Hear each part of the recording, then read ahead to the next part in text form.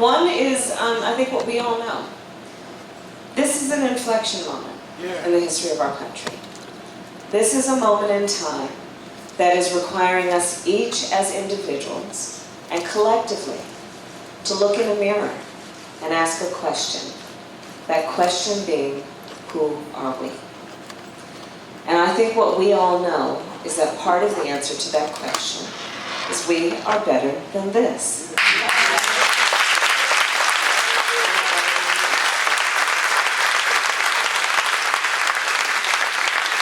And so this is a moment in time that is challenging us to fight for the best of who we are, and fight, of course, we will. Why are you running, they ask. I say, well, anyone who purports to be a leader, especially now, must be in the business of restoring the importance of truth and justice in our country. And that's part of my life. And be in the business of restoring equal opportunity for all people to succeed. So those are some of the reasons. And then I guess there's also a personal reason. Maya and I were raised by a mother who was all of 5 feet tall. But if you had ever met our mother, you would have thought she was 7 feet tall. And she was the kind of parent who, if you ever came home complaining about anything, our mother would look at you, maybe she'd put a hand on a hip, and the first thing she'd say is, well, what are you going to do about it? So I decided to run for president of the United States. There you go. So let's talk for a moment about the importance of truth and justice. So certainly over the last couple of years, we've had a lot of conversation about the importance of truth in the context of the many untruths we've been hearing. But I'd ask that we also think about the importance of truth in this context, which is that there are a lot of people in our country right now who rightly are extremely distrustful of their government, its institutions, and leaders. And the thing about a relationship of trust is that by its very nature, it's a reciprocal relationship. You give and you receive trust. And one of the most important ingredients in trust is truth. But there's a funny thing about truth. Speaking truth can often make people quite uncomfortable. And for those of us who often speak behind a microphone or behind a podium, there's an incentive that when we speak, we'll engage in happy talk, right? We'll make everyone feel lovely, we'll sprinkle lovely dust all over the room, and everyone will applaud and job will have been done. Well, speaking truth doesn't always accomplish that goal. But the other thing about speaking truth is this. Yes, people may walk away from that conversation thinking, I didn't particularly like what I had to hear. But they will also walk away from that conversation knowing it was an honest conversation. So I believe this is a moment in time where leaders must speak truth. And now you all are looking at me, okay, Kamala, what are some of the truths you have in mind? Well, I'll share some of them with you. If Charlottesville didn't make it clear, if the Tree of Life Synagogue did not make it clear, the issue of racism, anti-Semitism, sexism, homophobia, transphobia, Islamophobia, these issues are real in our country. Yes, they are. They are born out of hate which over the last couple of years has received new fuel. And we must all agree that whenever and wherever that hate reveals itself, we must collectively stand up and speak up, and we must agree that whomever is the subject of that hate should never be made to fight alone. Let's speak truth.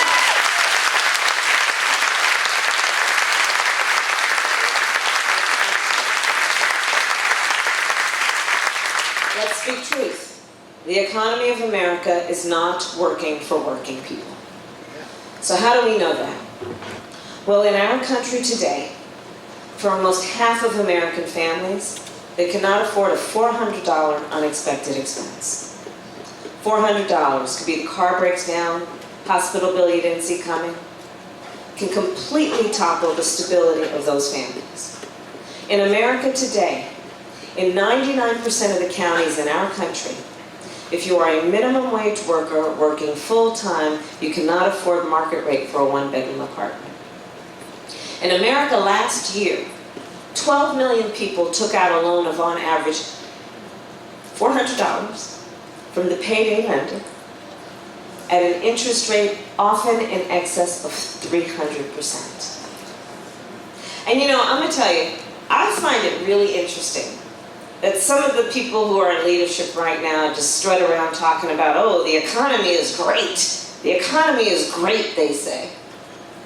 And then you ask them, well, so how are you measuring the greatness of this economy of yours? And they point to the stock market. Well, that's fine if you own stocks. How else, we ask, are you measuring the greatness of this economy of yours? And they point to the unemployment numbers. Well, I'm going to tell you what you already know. Yeah, people are working. They're working 2 and 3 jobs. And in our America, nobody should have to work more than 1 job to put food on the table and have a roof over their head.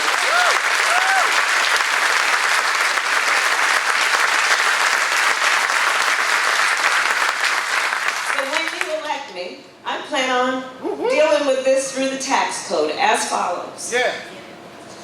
For families that are making as a family less than $100,000 a year, you will receive a tax credit of up to $6,000 a year that you can take home at up to $500 a month, which will be all the difference between these families being able to get through the end of the month with dignity or not.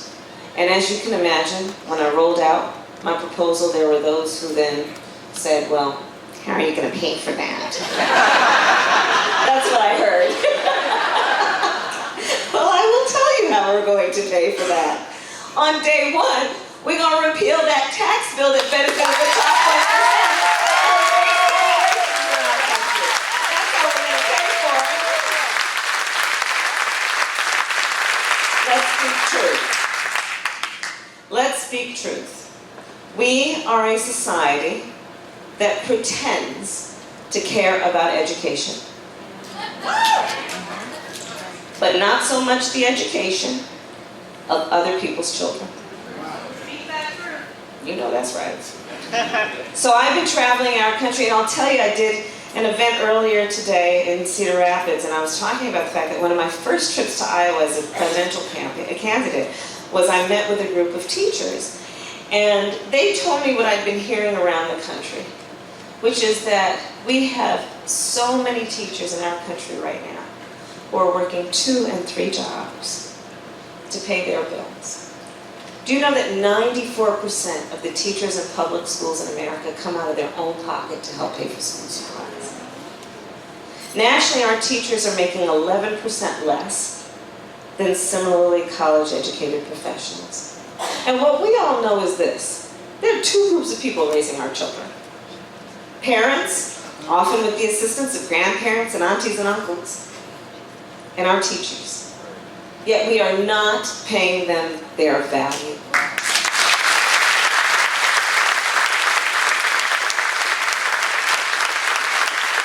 And for me, this is an issue that's kind of personal. You see, my first grade teacher, Mrs. Frances Wilson, God rest her soul, attended my law school graduation. But you know, we all have a similar story, most of us do, of some teacher along the way who convinced us we were special. We weren't particularly special, but they told us we were, and we believed them, which put us on a path to being under the same roof talking about who might be the next president of the United States. So I'll tell you what I'm prepared to do and what I'm going to do, which will be, for the first time in our nation's history, to close the teacher pay gap with a federal investment in closing that teacher pay gap.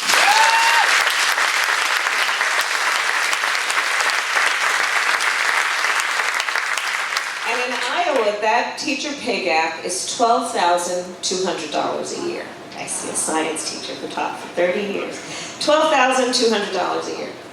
$12,200 a year, that's a year's worth of mortgage payments. $12,200 a year, that's a year's worth of grocery bills. $12,200 a year, that's putting a significant dent in student loan debt, which is one of the greatest barriers for our students coming out and entering a profession for which they have a passion called teaching. And to put a fine point on this, I strongly believe that you should judge a society based on how it treats its children.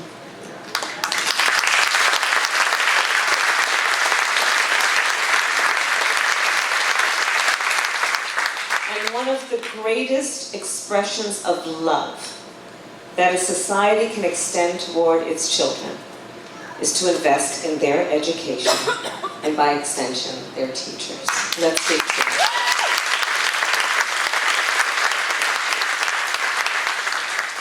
Let's speak truth. Climate change is real. Now, isn't it sad I had to say that? So, I got sent to the United States Senate about 2 years and some months ago. Let me tell you guys, I was in a hearing in our United States Congress where, I kid you not, the topic of the hearing was to debate whether science should be the basis of public policy. I kid you not. This on a subject that represents an existential threat to who we are as a species. Yet we have supposed leaders pushing science fiction instead of science fact to our collective peril, and it is one of the most urgent reasons why we need a new president of the United States.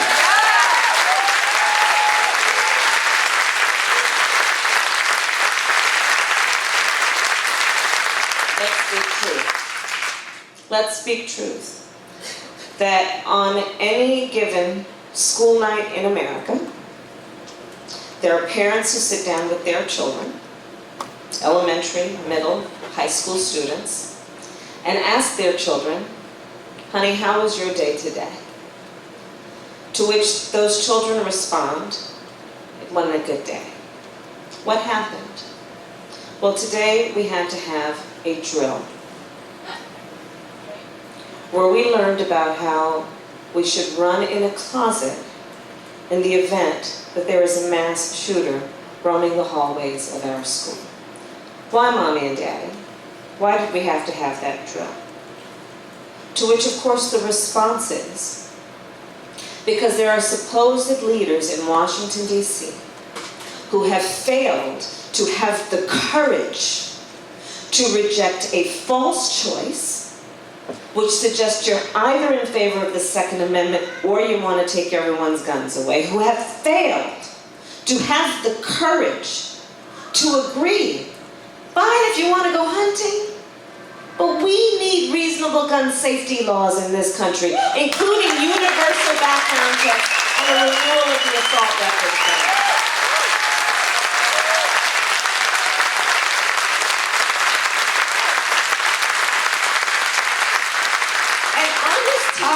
I have to tell you, I'm kind of done. You know, we've been talking about this for a long time. And, you know, when we ask, well, why haven't they acted? It's not because we're waiting for the tragedy. We've seen the worst of human tragedies. Are we waiting for a good idea? Nope. All the good ideas have been had. We're waiting for Congress to have the courage to act. So I will tell you, when elected, I will give the United States Congress 100 days to pull their act together on this and put a bill on my signature, on my desk for signature. And if they do not, I will take executive action and put in place the first national and comprehensive background check requirement in our country. I will require that the ATF take gun licenses from dealers who violate the law, and you should know 90% of the guns associated with crime are sold by just 5% of the dealers. And you know, the ATF, they're doing a fine job on the A and the T, but they need a little encouragement on that F. And finally, by executive action, I will ban the importation from foreign countries of assault weapons into our country.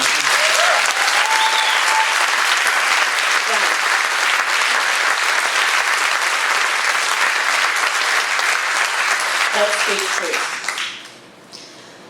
Since 1963, when we passed the Equal Pay Act, we have been talking about how women are not paid the same amount as men for equal pay. And today, in this year of our Lord 2019, women are paid 80 cents on the dollar, Black women 61 cents on the dollar, Native American women 58 cents, Latinas 53 cents. We've been talking about it for such a long time. And it's not a debatable point about the inequity around pay for equal work. So, one of the great things that happened, though, in the last decade is President Obama was elected and passed as his first piece of legislation, the Lilly Ledbetter Act. Remember that? Well, I want to take it to the next step, which is this. Part of the problem with the issue, and I'm going to break it down, so be patient with me. Part of the problem with the issue is this. So imagine if you are a woman working in a cubicle next to your colleague who is a man doing the same work. And then maybe you hang out at the water cooler one day and it's around Christmas and you're talking about what you're going to get your kids for Christmas. And seems like his kids are going to get a different kind of toy than my kids are going to get. And then maybe she looks out the window and says, that car that he's driving, you know, I'm driving, my car is 10 years old. He seems like he just bought a new car. And she says, I'm going to go talk to the supervisor about this. Supervisor, are we making the same amount for the same work? Oh, I can't talk to you about salaries. So then maybe she goes to the EEOC. And they say, well, you got any proof? You got to prove that. So then she's supposed to do an investigation. Or maybe she has to come out of pocket and hire a lawyer to try and sue on the issue. Well, I'm kind of done on this issue too. So here's what I'm prepared to do. Shift the responsibility from that working woman to the corporation to prove that they are paying their employees equal pay for equal work.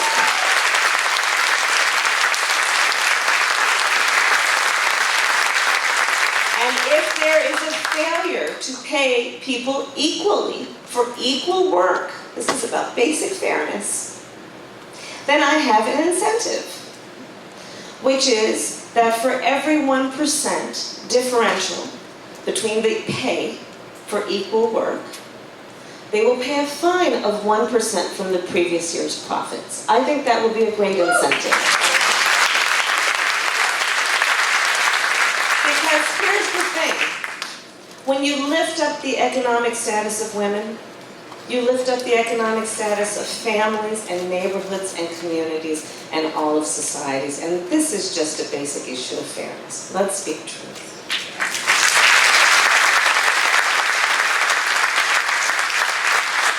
Let's speak truth. Russia interfered in the election of the President of the United States. Yet on this subject, we have a supposed commander-in-chief who prefers to take the word of the Russian president over the word of the American intelligence community. We have a supposed commander-in-chief who prefers to take the word of a North Korean dictator over the word of the American intelligence community when it comes to an American student who was tortured and later died. A commander-in-chief who prefers to take the word of a Saudi prince over the word of the American intelligence community when it comes to a journalist who was assassinated, a journalist who had American credentials. We need a new commander-in-chief.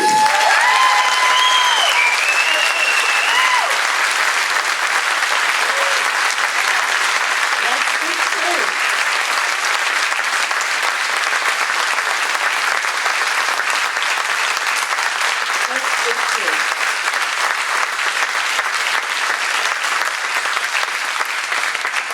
So I could go on and on with the truths, but I do want to get to your questions, and so I'll end the truths with this one, which I believe is one of the most fundamental and important truths that we speak, in particular now, when there are so many powerful forces that are trying to sow hate and division among us. And that truth is this: the vast majority of us have so much more in common than what separates us. And let's not only speak that truth, let's know it in our hearts and in our souls. And here's how I think about it, and I know it to be true. I think about it based on what I call the middle of the night thought. You know, some people refer to that as the 3 a.m. thought, right? Others refer to that as the witching hour. You know what I'm talking about, right? When you wake up in the middle of the night with that thought that's been weighing on you. Well, for the vast majority of us, when we wake up thinking that thought, it is never through the lens of the party with which we're registered to vote. For the vast majority of us, when we wake up thinking that thought, it is never through the lens of some simplistic demographic that some pollster put us in. And for the vast majority of us, when we wake up thinking that thought, it usually has to do with one of just a very few things. Our personal health, the health of our children, or our parents. For so many, can I get a job, keep a job, pay the bills by the end of the month, retire with dignity? For our students, can I pay off those student loans? For so many families in this state and all over the country, can I help my family member get off their opioid addiction? The vast majority of us have so much more in common than what separates us. And so I say, as we march toward 2020, let's hold on to that. Hold on to that knowledge as part of our strength. And let's not buy what some people are trying to sell when they'd have us point fingers at one another, because I'm not buying that. And I'll tell you what else I'm not buying, even from some Democrats. I'm also not buying this notion that, oh, when you go down south, you have one conversation. When you go to the coast, you have a different conversation. When you go to the Midwest, you have another different conversation. I'm not buying that either. I'm not buying that.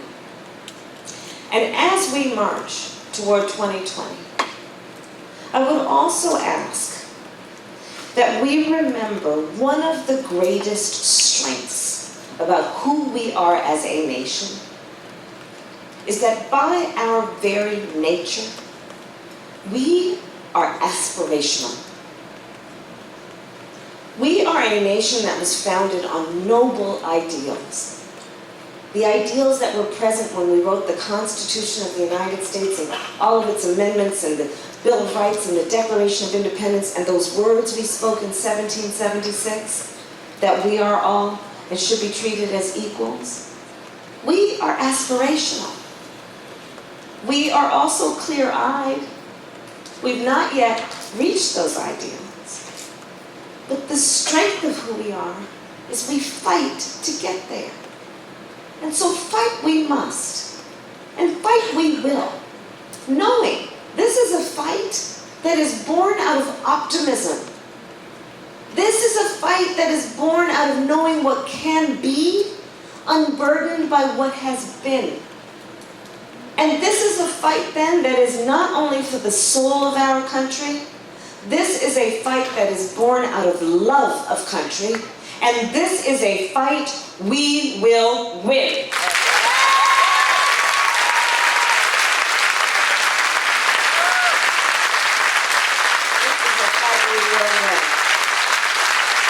So thank you all. Let's take some questions.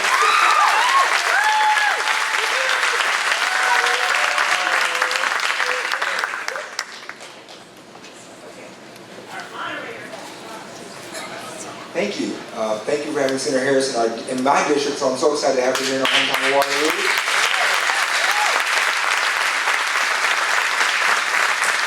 familiar faces I know from the Hall of Fame dinner here, but we'll jump things off with some questions. So we'll start right here. Representative Ross Smith.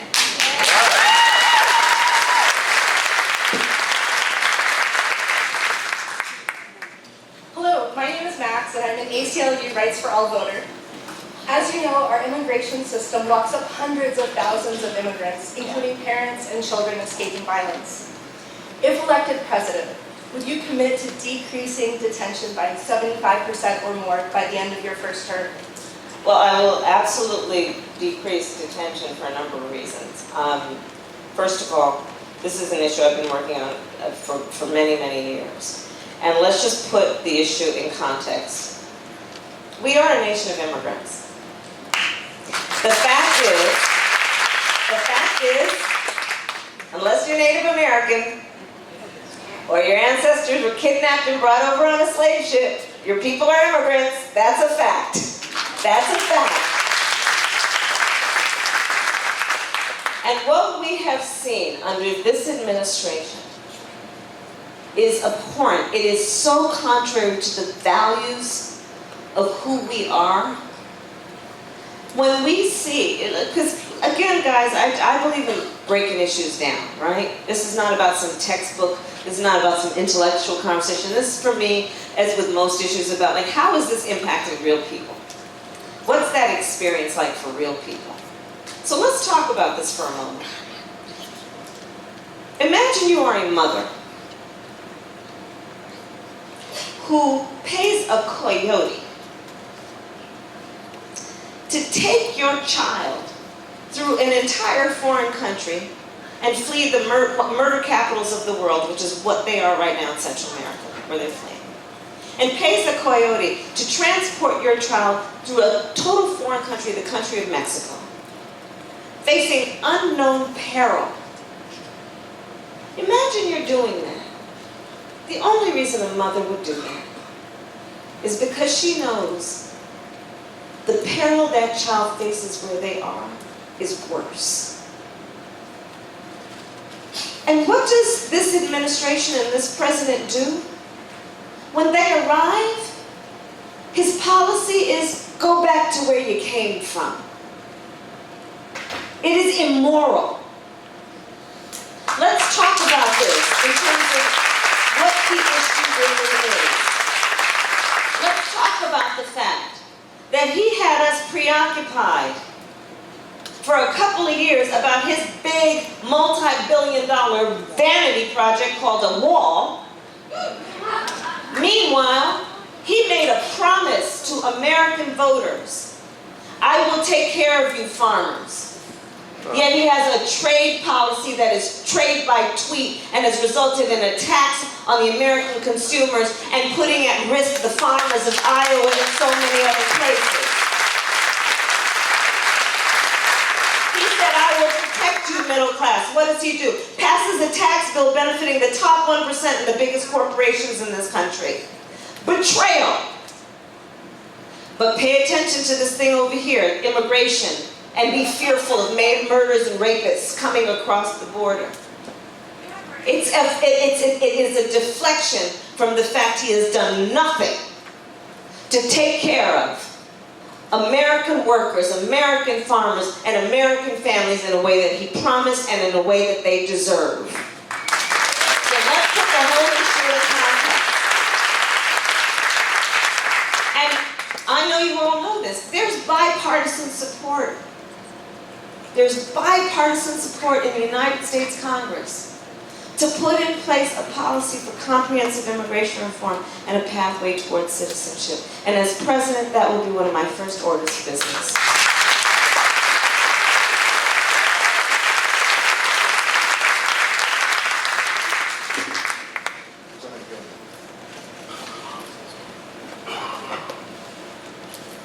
So I know you talked about your education plan. As a recent graduate from UNI, I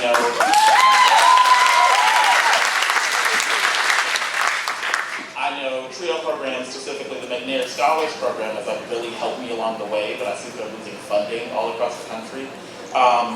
When elected president, What will you do to like ensure that those programs continue to stay at universities? Yeah, thank you and congratulations. Congratulations, that's wonderful. It's a wonderful achievement. I'm always happy to see our young leaders in the room, so thank you for that. A lot. Education for me is one of my biggest priorities. And, you know, I would not be standing here were it not for the education I received. You know, this is part of, as you have probably figured out, that my policy around teacher pay is born out of just knowing that one of the most guaranteed paths towards success for our children and then those who choose to pursue the education beyond is education.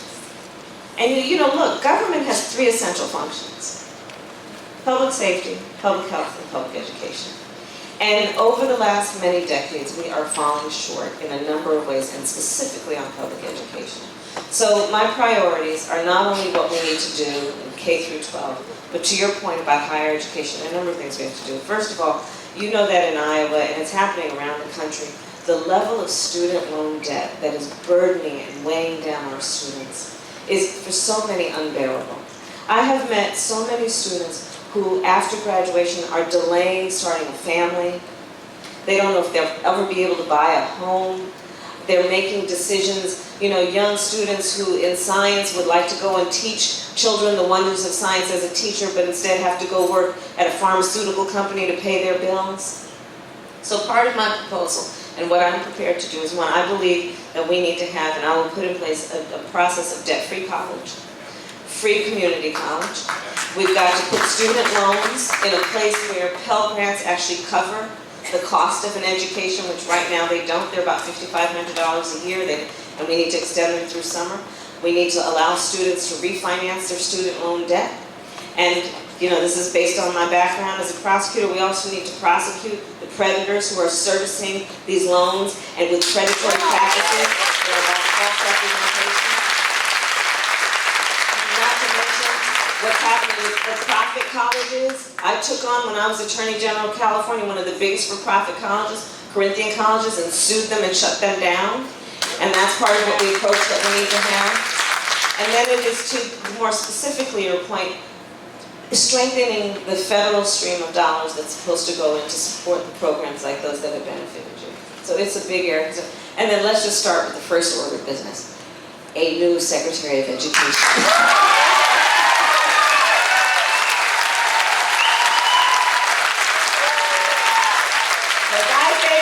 Students over grizzly bears.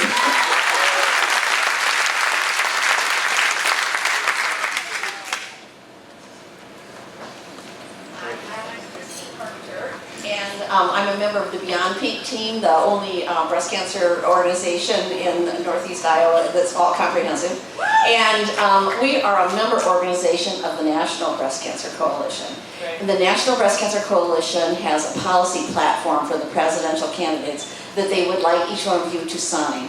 The issues in the policy platform are, first is sufficient research dollars that are transparent and accountable, and also funding for the Department of Defense Breast Cancer Research Program, which has gone on for a long time, and the new discoveries have come out of it.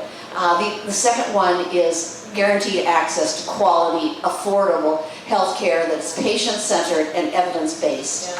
And the third issue is influence, making sure that educated advocates are at all decision-making tables, because we have no other agenda or financial issue except for to help our friends who are dying at home. So would you be willing to sign that policy platform? I can't imagine that I wouldn't, but I'm not going to do it right now because I need to read it. I am a lawyer after all.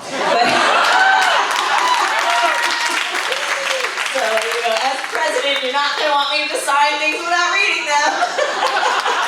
But, and I promise to read the briefing books also. But I want to thank you for your leadership. So my mother was a breast cancer researcher. Our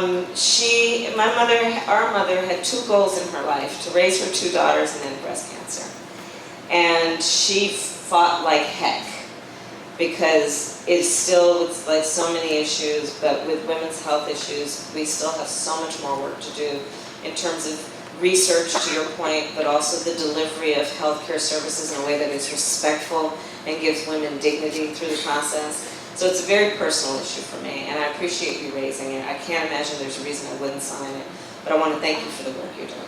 Thank you.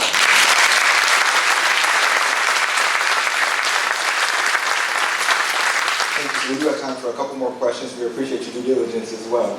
Over here in the front row, please. Hi, my name is Nisa Neal. I didn't plan on asking this question, but I wanted to piggyback on what she said about breast cancer, but in general, about cancer in general. What are your thoughts about legalizing marijuana? Because there is research out there that there's hundreds of uses of the marijuana plant for healing not only cancer, but children that are sick, people that have been overloaded with pharmaceutical medications that just cover up the symptoms. And Iowa is, for some reason, very reluctant to legalize it. What are your thoughts on that? Thank you for raising that. I am unequivocally in support of legalizing marijuana.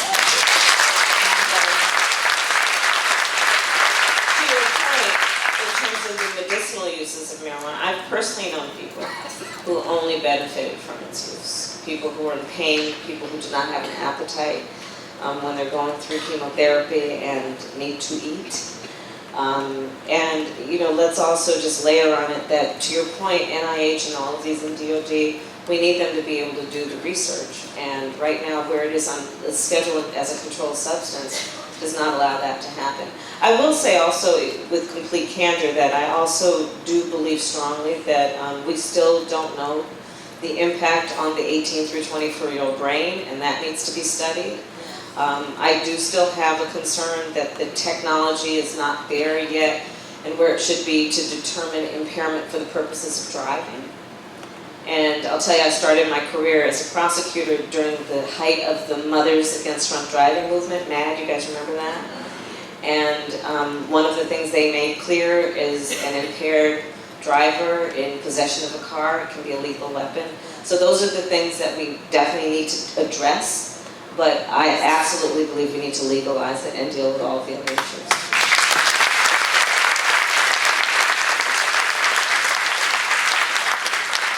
This will be our last question.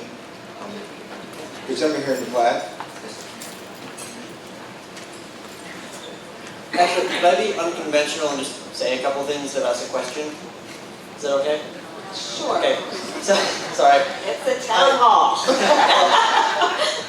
So I guess the first two brief things are probably unpopular, but the third one is the important one. First, and it's important to know, I do disagree with a lot of the things on your platform and others, and I am a Republican. However, the third and most important one, and the reason I'm saying this, is because I sincerely do appreciate your time and efforts coming here and sharing with us your opinions and things that you think. And also that when inevitably the campaign gets nasty, no matter who you're running against, not all of us believe that is the right way to go. So thank you very much. I appreciate it sincerely, and God bless your evening.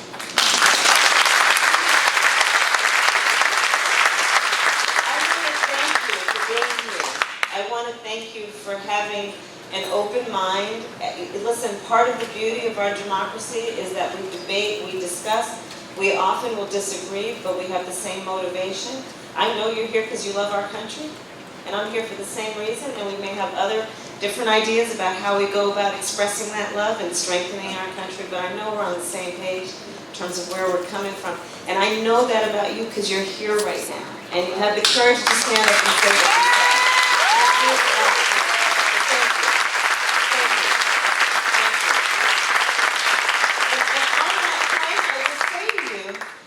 I truly, truly believe that some of the biggest challenges that face our country are not just bipartisan, they're nonpartisan.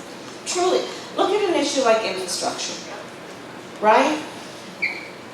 We have infrastructure in our country which is 150, 125 years old. It's falling apart. Roads, bridges are falling apart. You remember that information I gave you earlier about that almost half of American families are a $400 unexpected expense away from complete upheaval. You know how much 4 tires cost? Why do you need new tires? Often because you're driving on potholes and weathered bridges and highways, right? And so these things are all connected.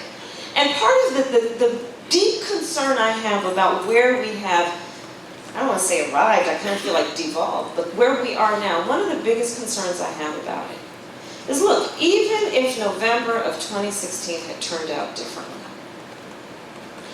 we would still be, right now, a nation in flux and a world in flux. Just think about it. Around the world, we have ascending and descending economies right now.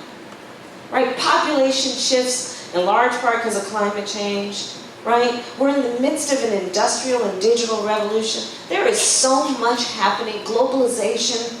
There is so much change happening in our country and in the world right now. And it then presents a question. It presents a question, which is a very significant one, which is what as a nation will be our standing? What will be our definition? What will be our strength? What will be our significance? I strongly believe these questions are at play in this election. It is so much bigger than, the guy who's in the White House right now, which may be the motivation for a lot of Democrats, but I'm going to tell you guys, I believe there is so much more at stake right now. And the question will be, are we going to hold on to our strength, but in a way that is respected and honored? Are we going to pay attention to the fact that I believe all of this disharmony, all of this staring at our belly button over the last couple of years, fighting each other, is making us weaker as a nation. It is making us weaker. The world is passing us by. I'm going to tell you part of what I believe, and I will say this now, and I will say it again and again to anybody who will listen, including my colleagues who are across the aisle, as they say. We better come together and fix some of this stuff, because ain't nobody else going to come in here and do it for us. Ain't nobody else going to come in here. And so, we may disagree on certain things based on ideology or perspective, but there are certain things that are fundamental, like education, like infrastructure, that we just got to health. And we didn't even begin to talk about health care, which of course I believe strongly should be a right of all and not a privilege of just those who can afford it. Not to mention women's health care and the full-on attack against women happening in this country, and we're going to stand up and fight against that.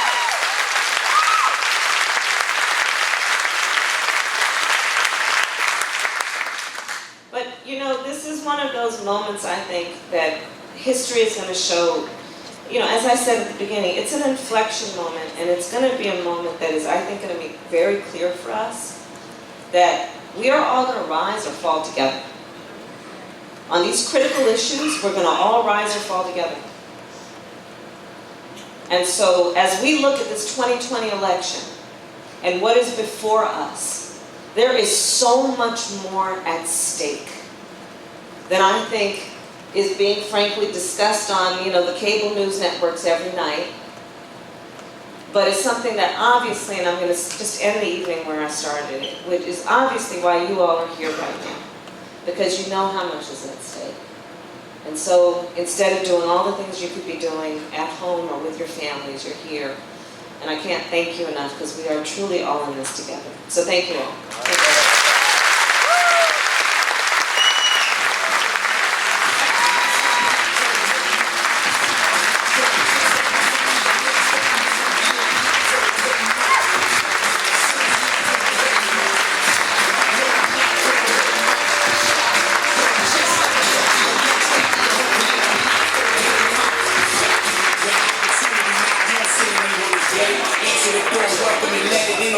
They said you can't beat them, you join them, I say forget it. Cause when you join them, you're building a ceiling. The way you got it, feel American, express how you feel.